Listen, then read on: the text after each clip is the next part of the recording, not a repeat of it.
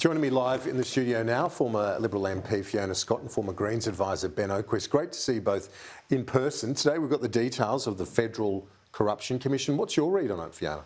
Look, I think it looks like Labor's done their work here, and I think in many ways it looks quite positive. The other thing I think that's really good here is that there is going to be the consultation period across the Parliament.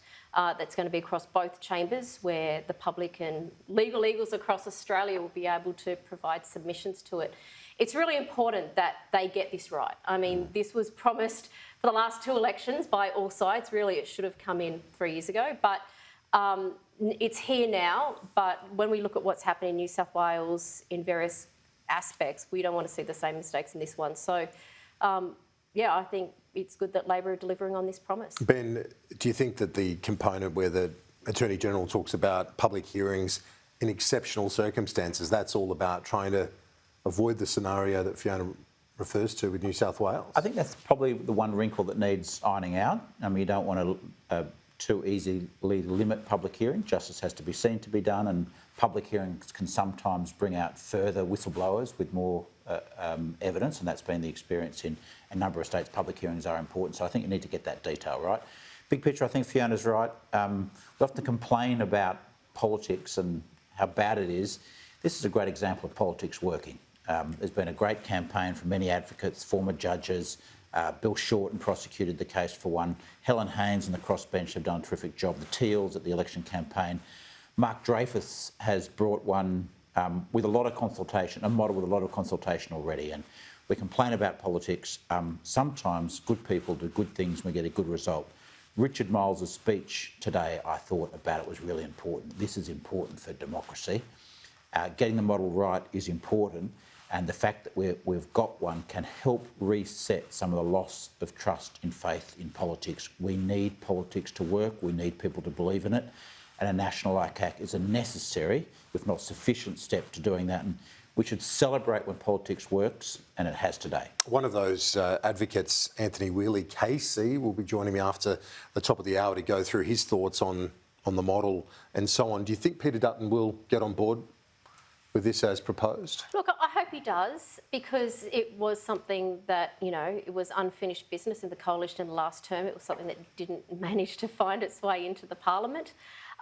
Look, I also hope that with the consultation process that it will be across multi-partisan, that, you know, the independents and things will also be included through that consultation process. If there are amendments that are added to the legislation, that's the time to do it, that happens and everyone gets their say. I mean, it's one of those things that, you know, I don't think it's a good thing if it's not supported widely by the Parliament. So I hope that this process does bring everybody together and, like Ben says, makes politics work. One of the things that the Attorney did mention explicitly was the Oversight Committee and also the funding arrangements, $262 million initial over 4 years. I think those two things alone should be enough to get the crossbenchers across the line. What's your read on it? Well, I think it'll be a great thing if everyone in the Parliament backs it. I think Pete Dutton will, and I think he will, because he told us he was planning to. One of the first things he did when he was opposition leader was talked about what lessons he'd learned, what he was likely to back. Well, he went the wrong way on climate change and didn't back more ambitious targets, but he always left open the possibility of backing a federal ICAC as something, a Helen Haines-style model ICAC. He said, he mentioned Helen in particular when he made that statement. And I think it will be politically impossible for Peter Dutton to oppose higher ambition on climate change and oppose a federal ICAC and have any chance of winning back some key seats and key Teal seats in the next election. So I think it's important that there's bipartisan, tripartisan support for this. It's been a long time coming. I was there working with the former judges when they first started advocating it 6 years ago, and I think a lot of people have changed their mind, and I think the opposition is going to change their mind on this tougher model post-election for political reasons. On the economy, we're going to be talking more and more about the budget in a month from now, but the OECD revising down its forecast globally and for Australia. The Treasurer heading to Washington over the next few days to try and gauge the mood there. Yeah, look, we're definitely with some pretty heavy, strong winds with the economy. I mean, you look at what's happened with Great Britain overnight and the basic collapse of the pound as well. So, I mean, there's a lot of challenges that are coming downstream regarding the economy.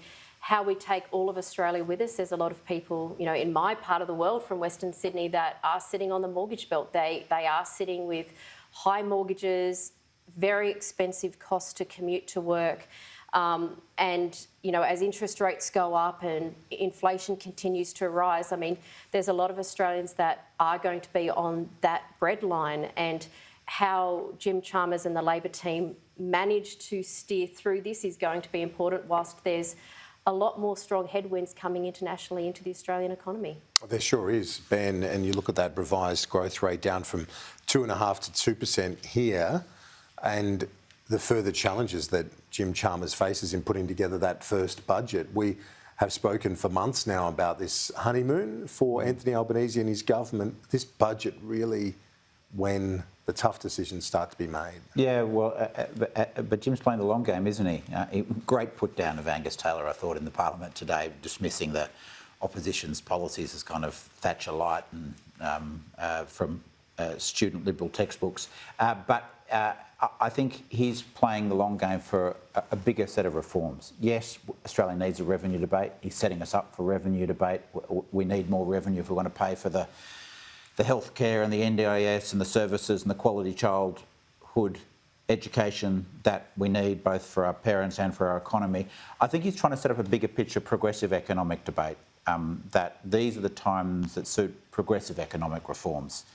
More money in childcare, clean energy investment, investment in skills and education. It's those things, those economic reforms that will set up good economic management in the long term, as opposed to the kind of simplistic right side of politics, let's just cut taxes, and that will deliver economic outcomes. Finally, I think the big news internationally is the terrible mess that Britain's got itself into by prosecuting the case for massive tax cuts, and it sent shockwaves through the markets there. We're in different times now. Economic orthodoxy has changed, and I think Jim's narrative and agenda suits it. Yes, and that talk about a conversation, Fiona Scott, it's opening up the questions from the opposition about what taxes will you raise. I understand the politics of that, but the politics of tilling the soil when you plan some reform is also necessary. Yeah, and it's also how does that then overlay with the reactions then of the Reserve Bank, like Ben brought up then again about the UK. I mean, the disparity between their reserve and the fiscal policy, so monetary and fiscal policy basically colliding and working against each other. That's why we've got to deal with the structural issues that exist within the federal budget. And that's not just the revenue side, it's also the expenditure side. And some of those imbalances as to where a lot of money is flowing out and how some of that money gets brought in. Because, of course, the more money that goes out through government spending, it's just going to put more pressure on inflation, which puts more pressure on interest rates. So it's a really delicate balance. This budget coming up that Jim Chalmers putting together, it really is a pivotal budget to get right, particularly with all the, you know, underlying consequences everywhere else. It is a difficult path for him to navigate, but great to see you, Fiona. Ben, see you next week.